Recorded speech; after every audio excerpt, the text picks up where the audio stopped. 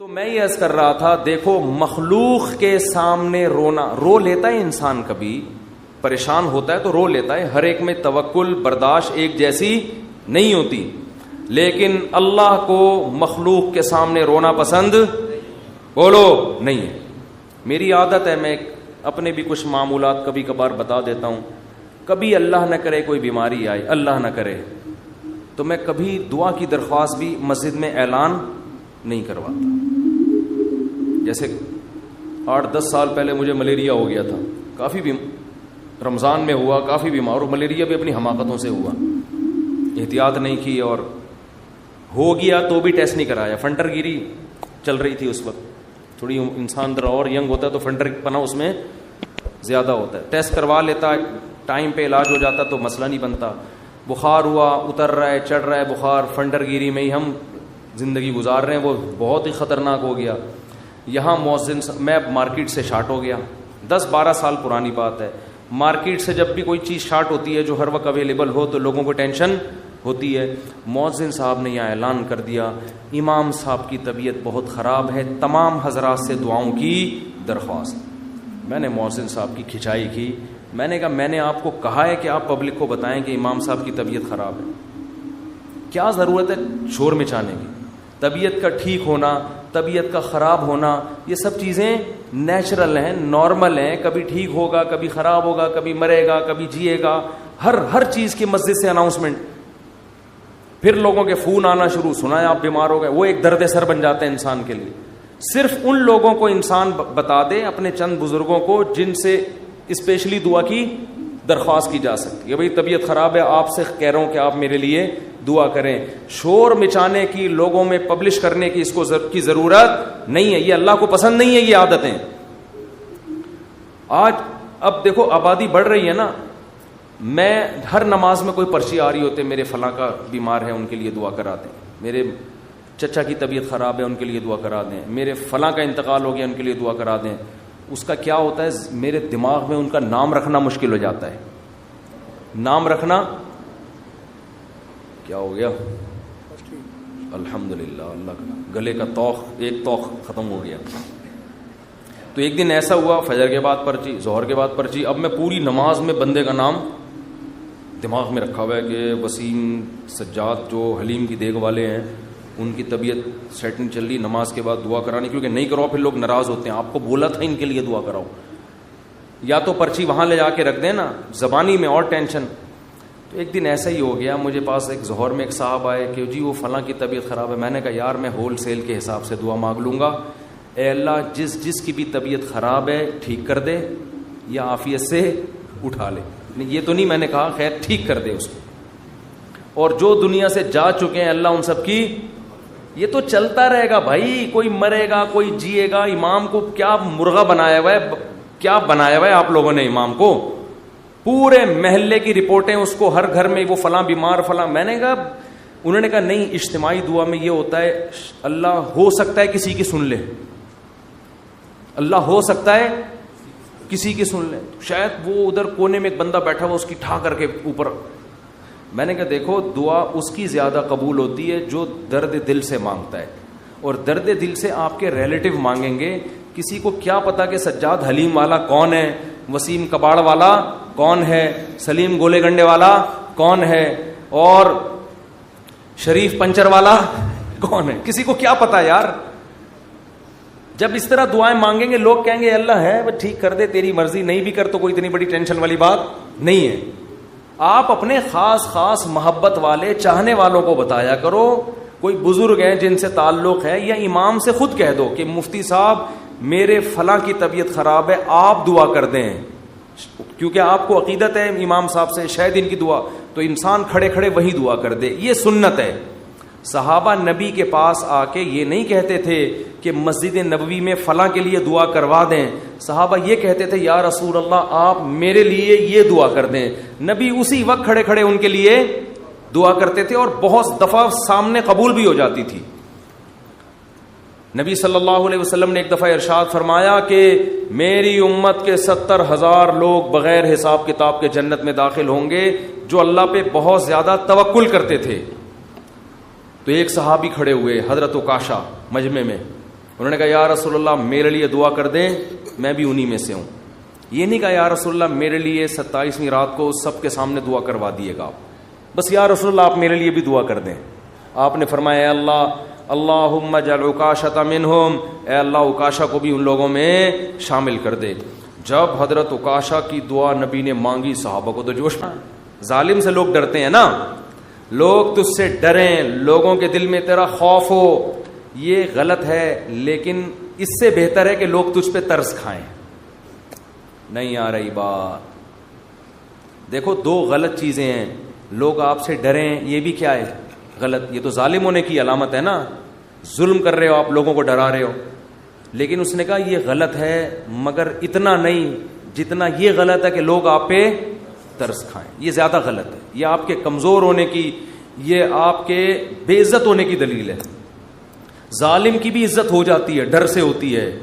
مظلوم جس پہ ظلم ہو رہا ہوتا ہے نا, اور وہ رو رہا ہوتا ہے ظالم کے سامنے, اس کی معاشرے میں عزت نہیں ہوتی, اور عزت بڑی چیز ہے. تو ہاں ہر ایک کو ایک ہی لاٹھی سے نہیں ہانکنا چاہیے, ایک حد تک لوگ برداشت کرتے ہیں, اس کے بعد انسان کے حوصلے پست ہو جاتے ہیں. تو اس لیے ان چیزوں کا معمول ختم کریں. لوگوں کے سامنے مت بتائے کریں یہ ہو گیا فلانا ہو گیا, اللہ کے سامنے روئے انسان, اللہ کے سامنے اپنی حاجت. تو لوگوں کے سامنے اپنا غم بیان کر کے رونے سے عزت بڑھتی ہے یا کم ہوتی ہے؟ کم. اللہ کے سامنے رونے سے, اپنا غم بیان کرنے سے عزت کم نہیں ہوتی, بلکہ اللہ کی نظر میں عزت بڑھ جاتی ہے. ہمارا معاملہ الٹا ہے, پبلک کے سامنے روتے ہیں اور اللہ کے سامنے روتے ہوئے ہمیں شرم آتی ہے. میں نے دیکھا لوگ دعا میں منہ پہ ہاتھ رکھ لیتے ہیں, اگر ان کو کبھی رونا بھی آ رہا ہو, بھائی کھلے عام رو, کوئی مسئلہ نہیں ہے, یہ اللہ کے سامنے رو رہے ہو.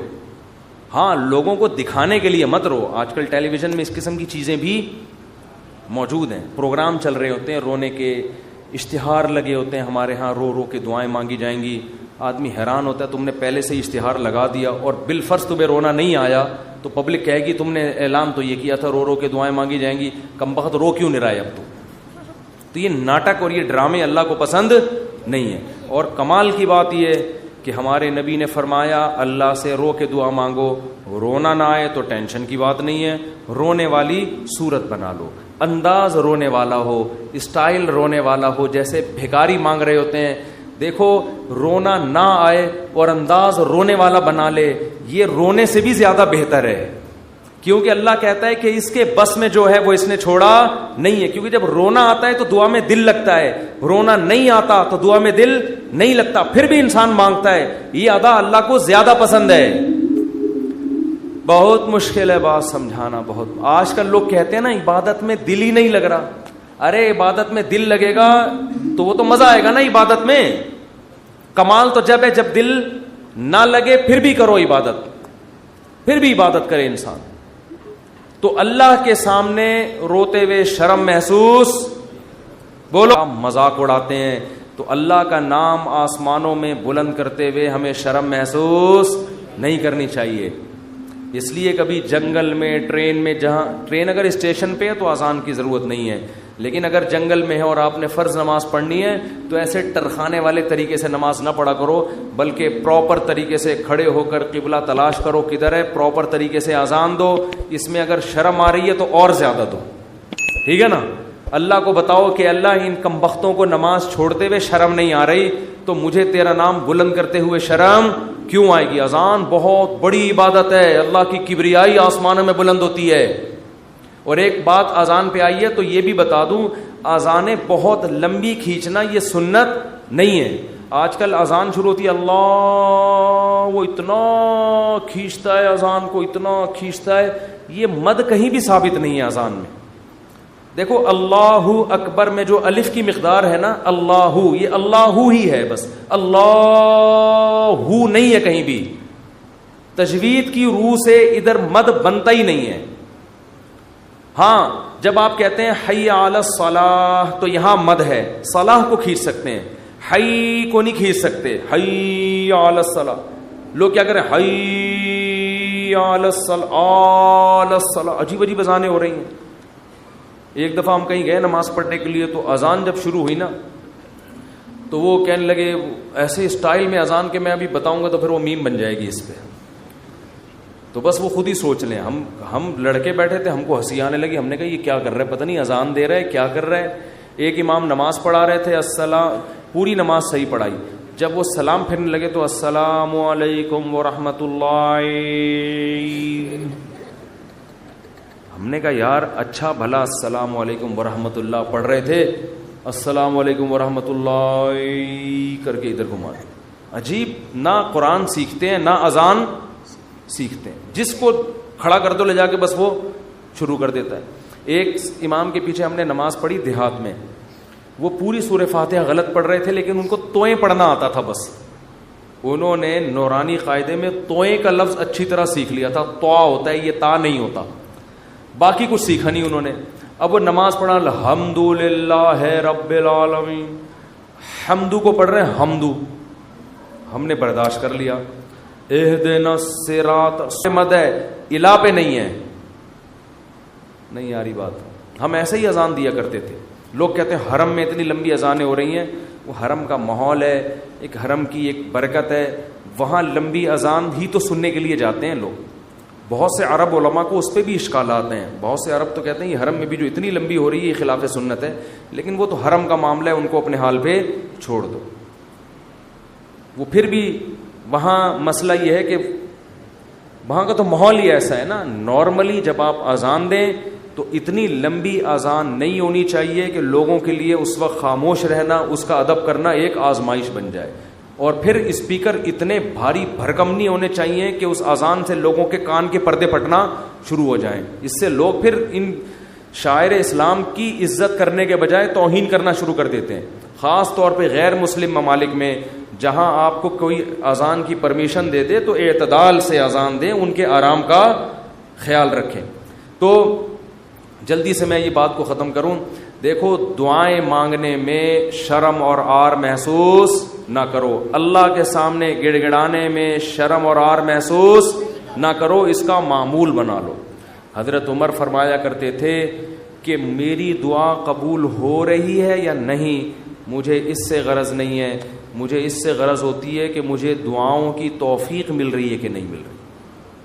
تو جتنی دعائیں, ڈاکٹر ٹھیک کرے گا, جا مانگ ڈاکٹر سے, میری مرضی میں ٹھیک کروں نہ کروں, لیکن تو نے یہ بتا دیا ہے کہ تو مجھے اپنا محتاج, تو اپنے آپ کو میرا محتاج نہیں سمجھتا. تو نے اپنے عمل سے یہ ثابت کر دیا ہے کہ تو اپنے آپ کو نہیں سمجھتا کہ میں اللہ کا محتاج ہوں. تو نہیں سمجھتا کہ اللہ سب کچھ کر سکتا ہے.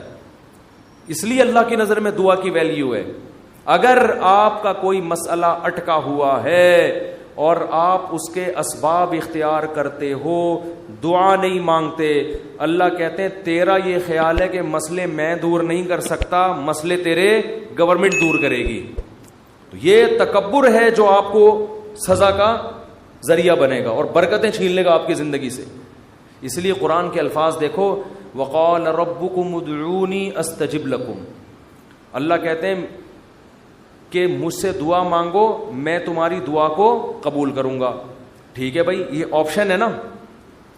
آپ بتاؤ جب کوئی گورنمنٹ کسی کو کوئی آپشن دیتی ہے یا کوئی بینیفٹس دیتی ہے تو گن پوائنٹ پہ تھوڑی دیتی ہے. بھائی گورنمنٹ نے یہ کہا کہ قرضہ ملے گا بغیر سود کے, غریب لوگوں کو چاہیے اپنا مکان بنائے, یہ کہے گی نا گورنمنٹ. آگے دھمکی تو نہیں دے گی, جس نے قرضہ نہیں لیا نا ہم سے مکان بنانے کے لیے اس کو شوٹ کر دیا جائے گا. ایسی دھمکی دے گی کبھی؟ تو یوں ہی کر دو اگر منہ سے نہیں نکل رہا کچھ. دھمکیاں دے کے کبھی کسی کو کوئی سہولت دی جاتی ہے؟ ہاں, دیہاتی مائیں کرتی ہیں ایسا. کھا, وہ ایک آدمی نے پرینک بنایا کہ انگریزوں کی مائیں اور پاکستانیوں کی مائیں میں کیا فرق ہے. بڑا زبردست تھا. انگریز کی ماں کھانا لا کے رکھ دے گی, کھانا ہے کھا, نہیں تو یہاں سے دفع ہو جا. ٹھیک ہے نا. پاکستانی اور دیہاتی ماں کیا کرے گی, وہ میرا بیٹا کھا لے, یہ میں نے تیرے لیے پکائی ہے بریانی, میں نے تیرے لیے یہ پکایا ہے. پہلے منتیں کرے گی, بچہ نہیں کھائے گا تو دھمکیاں دینے پہ آ جائے گی اس کو, کھا ورنہ میں تھپڑ ماروں گی تیرے کے بے غیرت, تو نے بنوایا کیوں مجھ سے, یہ تجھے پتہ نہیں ہے. یہ تو نارملی ایسا ہوتا نہیں ہے کہ آپ کسی کو کوئی نعمت دے رہے ہو اور ساتھ میں بندوق نکال کے بولو کہ یہ لو. کسی کو آپ نے ہدیہ دیا, 100 روپے, 1000 روپے, 500 روپے آپ نے کسی کو دیے, یہ آپ کی خدمت میں, وہ کہہ رہے یار میں تو ابھی ضرورت نہیں ہے آپ کا، بڑی نوازش، آپ بندوق نکالو لے، تو یہ ہدیہ رہے گا؟ یہ ہدیہ تھوڑی رہے گا۔ تو کوئی بھی جب حکومت یا کمپنی کسی کو سہولت دیتی ہے تو وہ گفٹ کو پھر گفٹ ہی قرار دیتی ہے، لیکن اللہ کا اسٹائل یہاں پہ بالکل انداز بالکل الگ ہے۔ اللہ کیا کہتے ہیں؟ مجھ سے مانگو۔ یہ بینیفٹس مل رہے ہیں نا اللہ کی طرف سے، ہیں بھائی؟ اللہ کیا کہہ رہے ہیں؟ مجھ سے مانگو، اور میں جو مانگو گے میں وہ تمہیں دوں گا۔